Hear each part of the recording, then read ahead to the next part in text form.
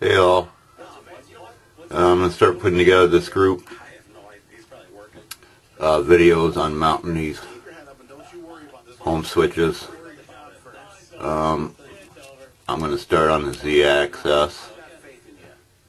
It's actually the easiest one as far as getting to it and having room to get everything all bolted up, tabs in line and what have you.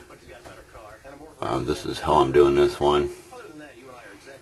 Make life a little bit simpler. I got a C-clamp running around the back side of the column. I've got one hole drilled and tapped just to hold it in place at the top to where it's going to be at. Drill bit diameter 0.156 with a 1032 tap. The screw goes all the way through in the inside of the column. There's nothing inside there, it's hollow. Once I get these done, once I get this mounted rather, I'm going to go back and I'm going to start making the actual striker mount that will mount here with the ball on the end of it. It will trigger the switch. I don't know if you could actually really see all that well, but there is a gap difference between the head and the column. I took some measurements and I'm going to run with a 1/2 inch thick material, and I'll slot that so it'll slide vertically. And what I'll have to do then is I'll notch just the end of it there so it will clear this little bit of difference of column difference there. I'll be putting together a group on how I'm doing all this for you also. See how I'm doing it.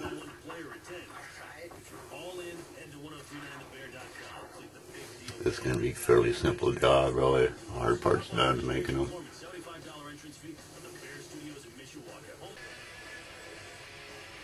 Well, as you can see, I got the Z-axis home switch all mounted now.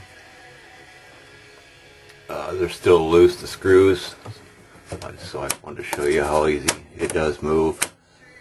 I've brought about a 1/2 inch of play vertically. What I'm going to do is, like I mentioned in that last little clip I put together there, something to make this bracket here next for the striker. It'll engage the switch by making that adjustable too. I'll have about a 1/2 inch vertically, horizontally rather on that, vertically on this. So I shouldn't have no problems getting it all aligned where it homes in the same spot every time. She should be good to go.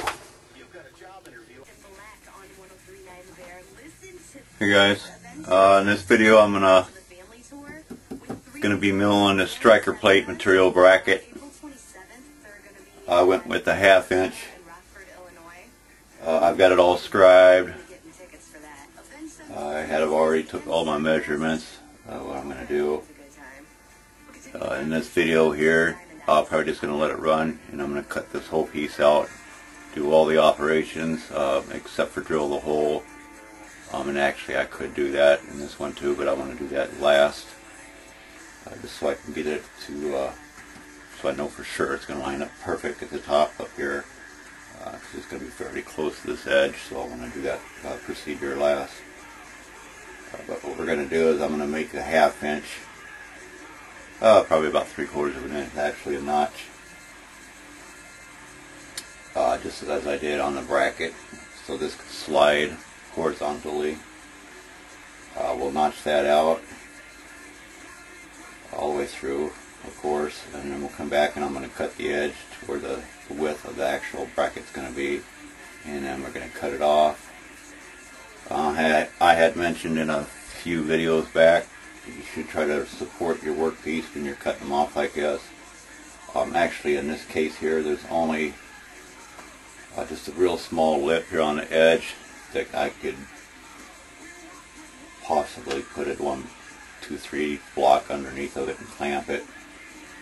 But it's so close to the edge. And then once you figure the depth of your end mill, having to go down a 1/2 inch. If you look close here, if you go about to a 1/2 inch here, where your end mill gets a little bit wider, there'd be a good chance that it could interfere with your one of your ends of your clamps or something. So, excuse me, excuse me. So I won't worry about that. And basically, the only reason you have to worry about that is your piece is wobbling around at the your very last cut. So what I'll do there is I'll just slow the machine down and snap it right off of there with a pair of pliers.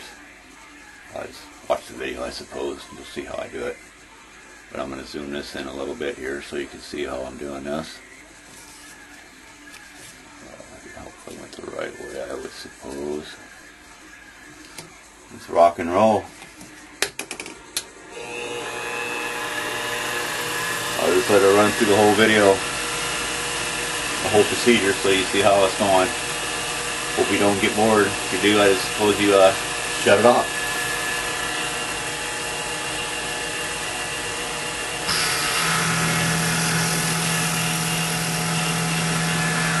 Everything's blowing off the lube.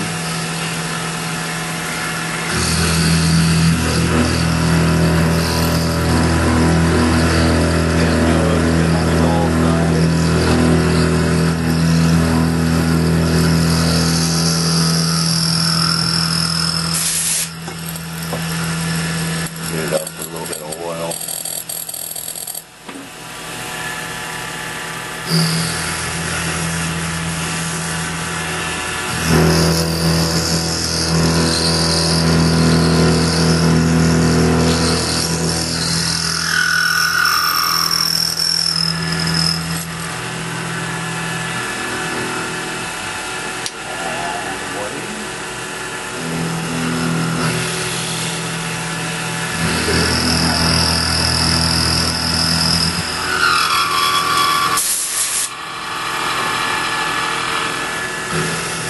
As I mentioned before, you always want to start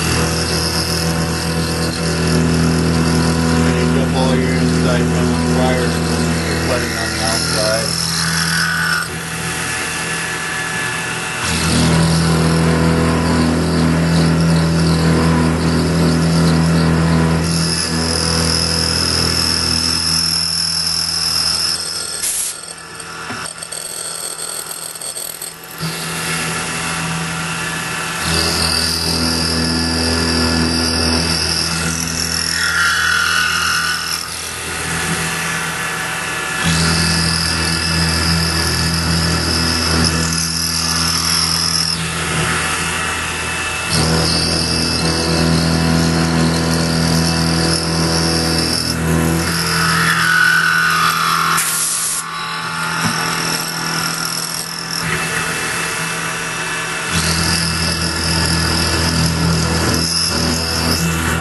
Probably about 30 to 40 thousandths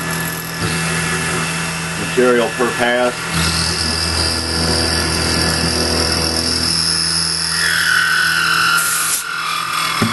Just speed the procedure up though, there's no actual hurry.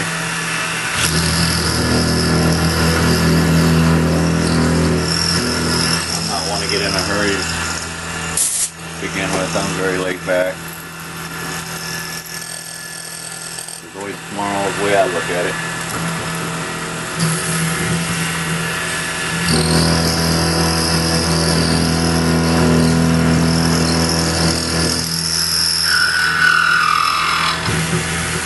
Obviously, the deeper you go in your material like this, the harder it is for your material to escape the pocket.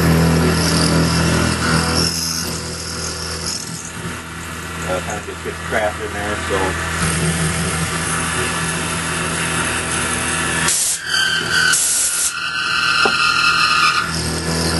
you'll need to blow off the pocket off.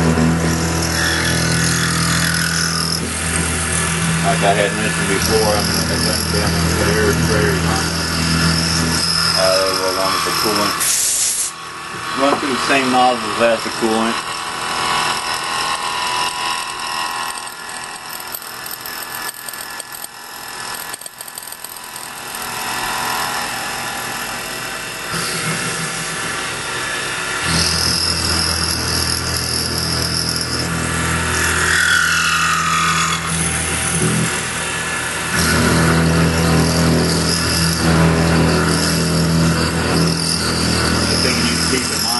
You are using your end mill.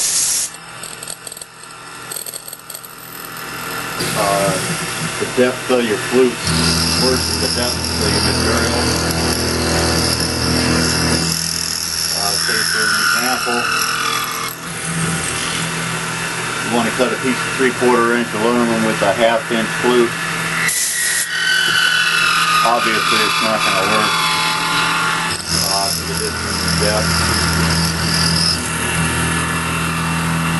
So you'll have to take that into consideration.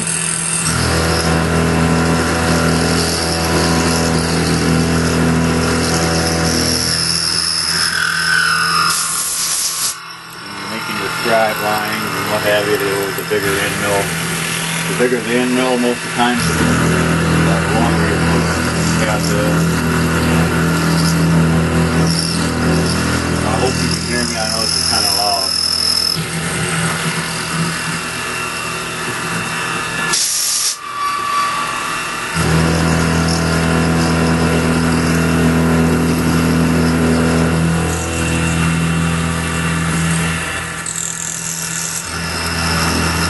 Going through now. You can tell by the sounds getting quieter.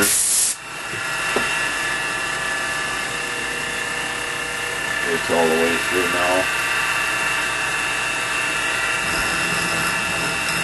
So what I'll do here is I'll just go down just a little bit more. Not too far though to the top of the end mill. So we'll rub your material. So sweater that edge a little if you do.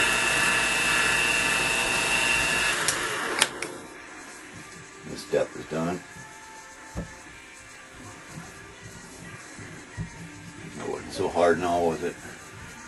Like I mentioned, and I will many times, I'm sure. It's just putting these together for newbies out there that's not familiar with machining.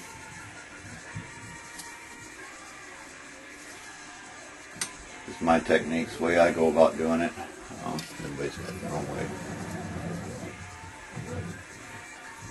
I squared all this up prior to starting the job, so I know where I need to be at. And there's your slot we just cut out. It's done. So now I'm going to cut the length. I got my Y-access slot. Only using X.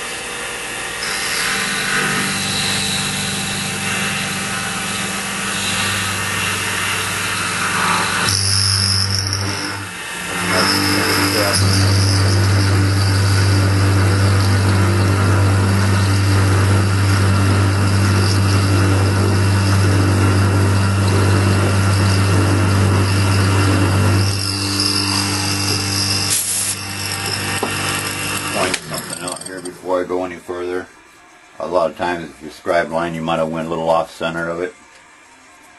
If you prefer to have it exactly the same on this side as it is on this side,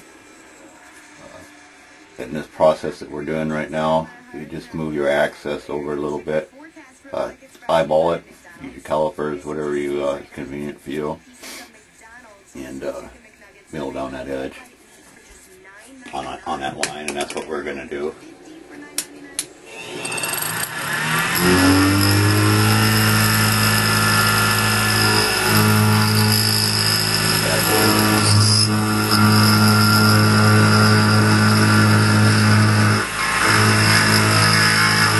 Eyeballing it. You don't need to be perfect.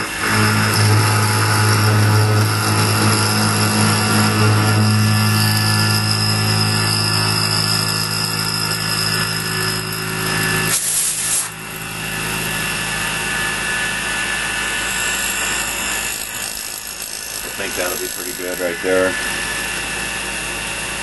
Now I'll lock that access because I know that's going to be good.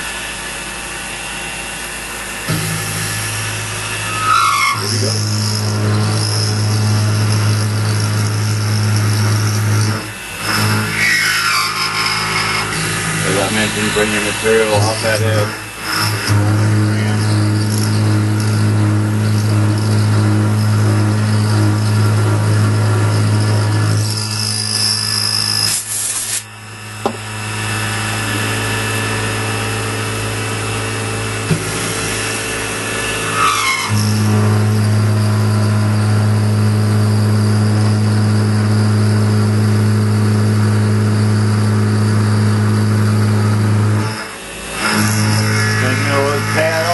Side, boys.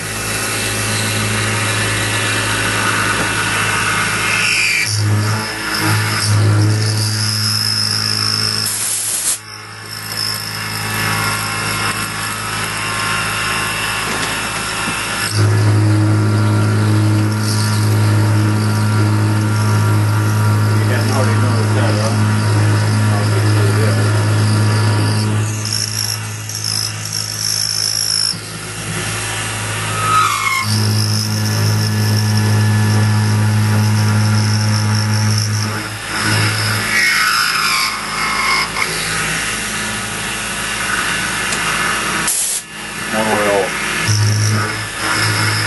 A bit. Putting fluid's much better, but right now I'm just going with some more oil until I get everything all done. Make protector covers for all the pepper motors.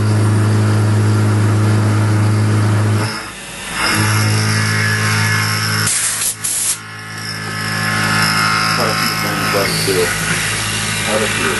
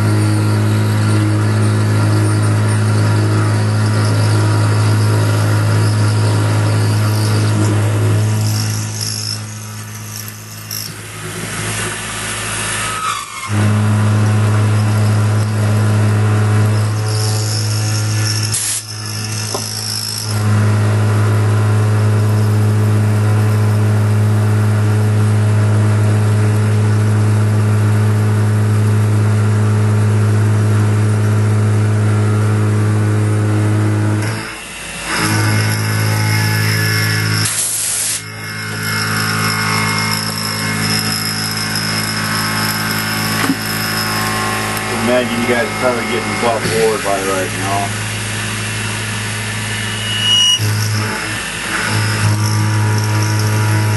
Suppose if I was to look at it, you would get bored, but one way to learn.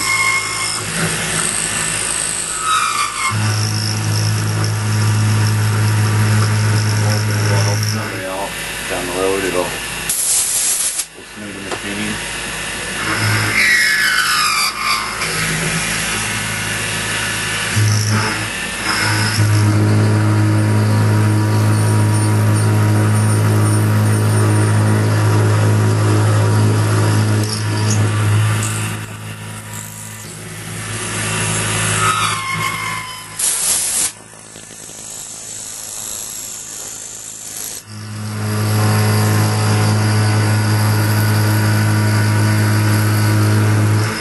Probably see if you look close, because sometimes you're going to see a little bit of smoke. It's not so much, it's not the end mill. Obviously it's the oil.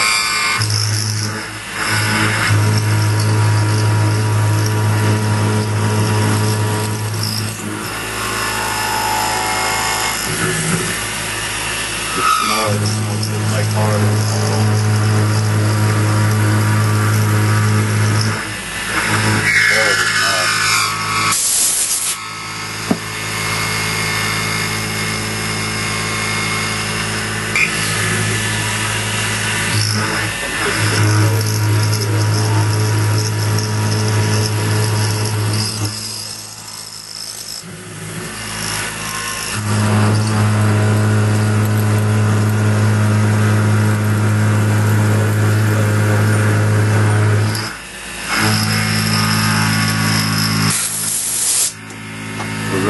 being fluid on this step here.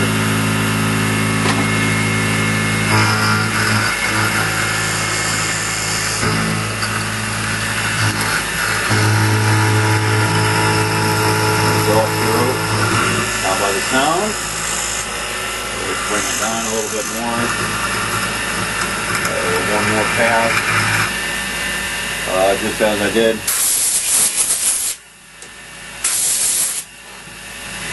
on them other videos I put together. This will kind of give it a finished pass to the side. Clean it up to make it look a little bit better. Putting in your access. Just a little bit more contact.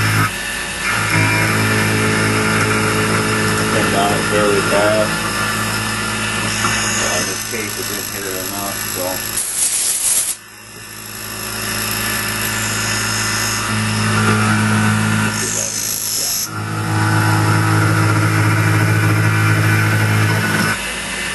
See how to grab that table and push the table. Don't want that. What I'll do here is I'll just turn it up.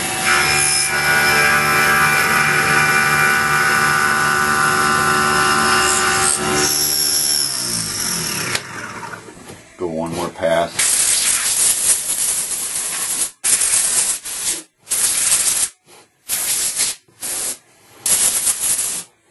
Look close, that's got a nice clean edge on it. That step is done. We got one more to go, guys. Sorry for such a long video.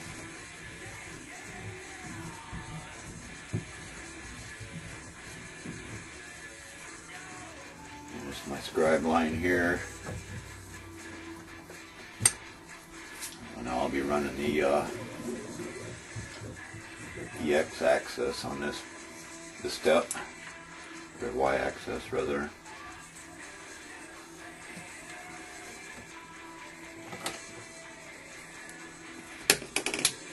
Here we go.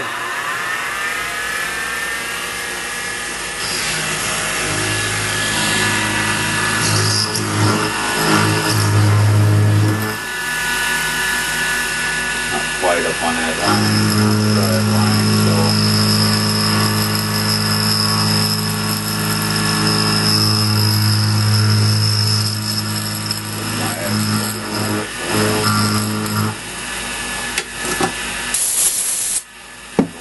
take a look at it.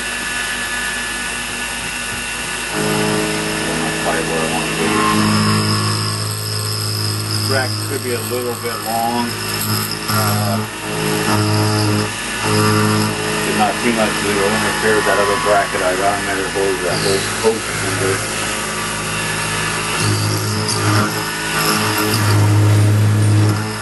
It should be fairly quick to do. See how it's on top of the edge a little bit. Yeah, I'm hanging all over my surface.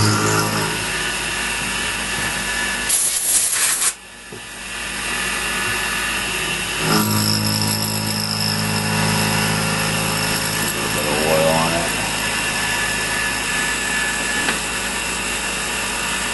20 minutes already on this one.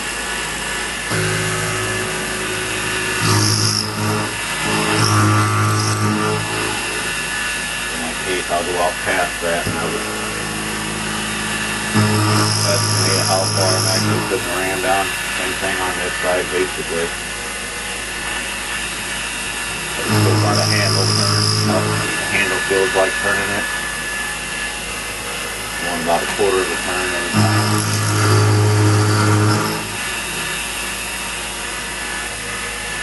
Get close to the end here. Get close to the bottom, I'll turn it down the RPM a little bit.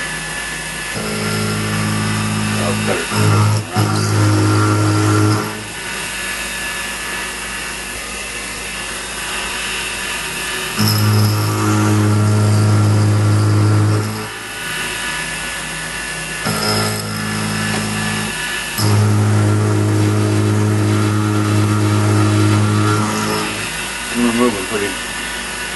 substantial amount of material per pass.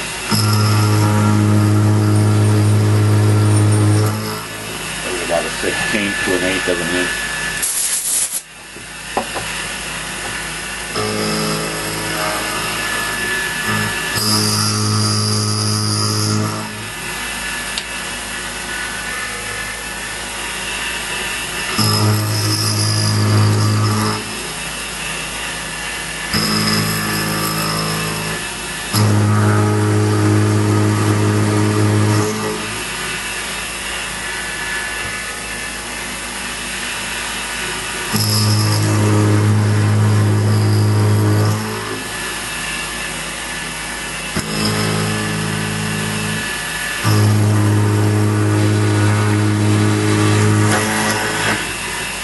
Jumped around there, we're so close to the bottom now. Now what I do is I'll just turn it down. A lot of times I'll just pin that off there and just file a little lip down.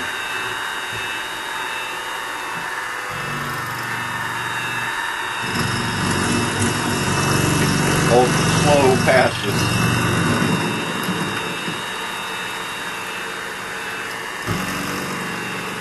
Wanted to, I could just clamp it now and put a clamp on that edge. We've done that side already.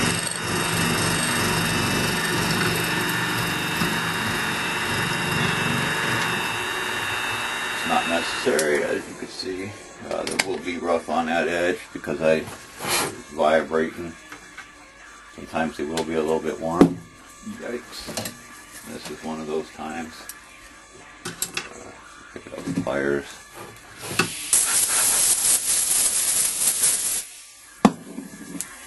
See that there is a lip on that.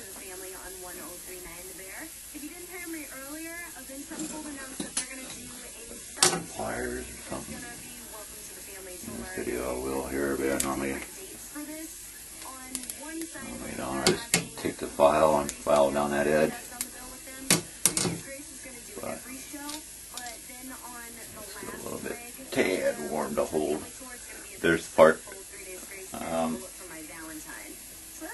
And what I'm going to do here, see if I can find one here real quick, like to give you an idea. These are heme joint spacers for your quarter scale cars. I think I got these through Pro One. Not sure.